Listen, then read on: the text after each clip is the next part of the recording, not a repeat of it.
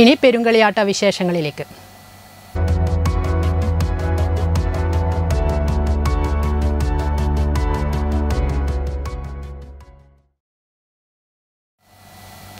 പെരുങ്കളിയാട്ട മഹോത്സവത്തിന്റെ ഭാഗമായുള്ള ചടങ്ങുകളിൽ മനോഹരമായ കാഴ്ച സമ്മാനിക്കുന്നതാണ് മംഗലക്കുഞ്ഞുങ്ങൾ.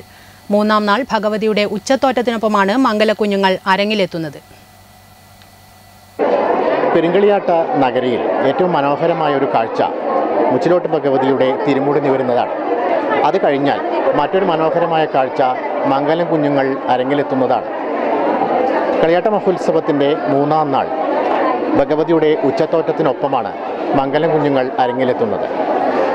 ഏറ്റവും മനോഹരമായ കാഴ്ചകളാണ് മംഗലം കുഞ്ഞുങ്ങൾ ഭക്തജനങ്ങൾക്ക് സമ്മാനിക്കുന്നത്.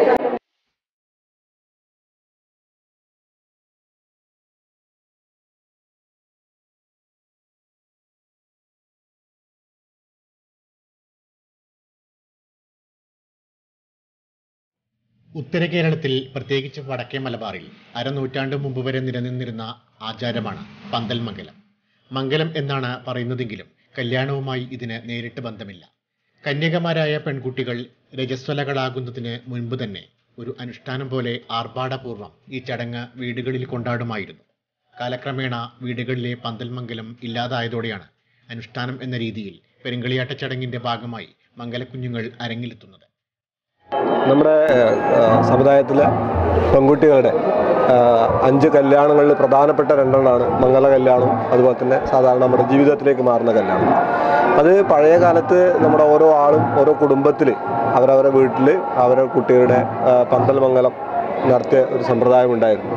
ഇത് പിൽക്കാലത്ത് കുറഞ്ഞു വരികയും അതൊക്കെ നമ്മുടെ ക്ഷേത്രത്തിൽ ഭഗവതി അമ്മയുടെ പന്തൽ മംഗലത്തോടൊപ്പം സമുദായത്തിലെ എല്ലാ ബാലികമാരുടെ പന്തൽ മംഗലം കൂടി ഉൾപ്പെടുത്തിക്കൊണ്ടാണ് മംഗല കുഞ്ഞുങ്ങളടക്കം തോറ്റമെന്നുള്ളത് പറയുന്നത്. അപ്പോൾ ആ പന്തൽ മംഗലത്തിൽ പങ്കെടുക്കുന്ന കുഞ്ഞുങ്ങളാണ് ഇന്ന് ഈ മംഗല കുഞ്ഞുങ്ങളായിട്ട് തോറ്റത്തിൻ്റെ കൂടെ ഭഗവതി അമ്മയുടെ തോറ്റത്തോടൊപ്പം ചേർന്ന് അവരുടെ പന്തൽ മംഗലം കൂടെ ഇതിൻ്റെ കൂടെ കഴിയുന്നു എന്നുള്ളതാണ് സങ്കല്പം. ഒറ്റമുണ്ടെടുത്ത് വ്യത്യസ്തങ്ങളായ ആഭരണങ്ങളും മുല്ലപ്പൂവും ഒക്കെ അണിഞ്ഞാണ് കുഞ്ഞുങ്ങൾ പന്തൽ മംഗലത്തിനായി എത്തുന്നത്.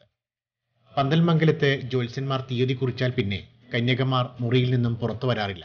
മുഹൂർത്തം കുറിച്ച 3-ാം നാളിലാണ് പ്രധാന ചടങ്ങ്. ബന്ധുജനങ്ങളുടെയും ക്ഷണിക്കപ്പെട്ടവരുടെയും സാന്നിധ്യത്തിൽ കുളിച്ച് ശുദ്ധി വരുത്തിയ കന്യകയെ അച്ഛൻ നൽകിയ പുതുവസ്ത്രങ്ങൾ ധരിച്ച് ആഭരണങ്ങൾ അണിഞ്ഞ് സുന്ദരിയാക്കും. ദേഹത്ത് ചന്ദനവും കുങ്കുമവും തൊട്ട് പ്രസന്നവതിയായ കന്യകയുടെ കയ്യിൽ കവുങ്ങിൻ പൂക്കലയും അരിയും നൽകി അച്ഛൻ്റെ തന്നെ മടിയിലിരുത്തി ചരടിൽ കോർത്ത സ്വർണം കൊണ്ട് മിന്നുകെട്ടിക്കുന്നതോടെ ചടങ്ങ് പൂർത്തിയാകുന്നു. കന്യകയെ സ്ത്രീകളായി അംഗീകരിക്കുകയാണ് പന്തൽ മംഗലത്തിലൂടെ.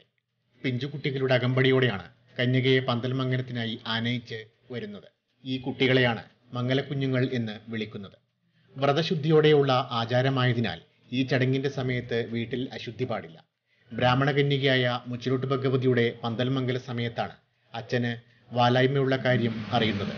അതോടെ ചടങ്ങ് മുടങ്ങുകയാണ്. പിന്നീട് ബ്രാഹ്മണ പുരുഷ മേധാവിത്വത്തിന്റെ പീഠകളേറ്റ് കന്യകയെ ഭ്രഷ്ട് കൽപ്പിക്കുകയും ചെയ്തു. മുടങ്ങിപ്പോയ മുച്ചിലോട്ട് ഭഗവതിയുടെ പന്തൽ മംഗലമാണ് ഓരോ പെരുങ്കളിയാട്ടത്തിലൂടെയും അനാവരണം ചെയ്യുന്നത്.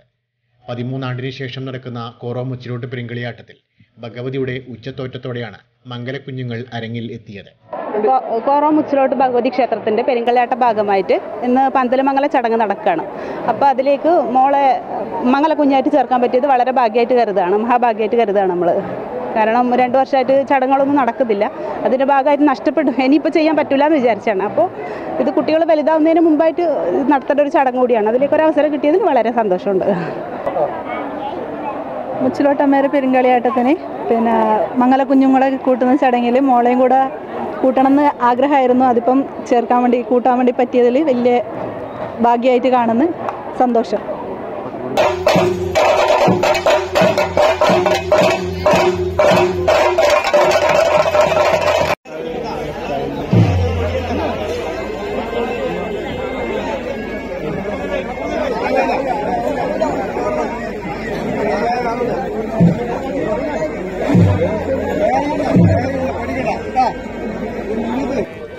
ഏതാണ്ട് 90ഓളം കുട്ടികളാണ് ഇത്തവണ മംഗലം കുഞ്ഞുങ്ങളായി കോറോ മുച്ചിലോട്ട് പെരുങ്കളിയാട്ട മഹോത്സവ നഗരിയിൽ എത്തിയത്. കണ്ണൂർ, കാസർഗോഡ് ജില്ലകളിലെ വിവിധ ഭാഗങ്ങളിൽ നിന്നുള്ള കുട്ടികളാണ് മംഗലം കുഞ്ഞുങ്ങളായി കോറോ മുച്ചിലോട്ട് പെരുങ്കളിയാട്ട മഹോത്സവ നഗരിയിൽ എത്തിച്ചേർന്നത്.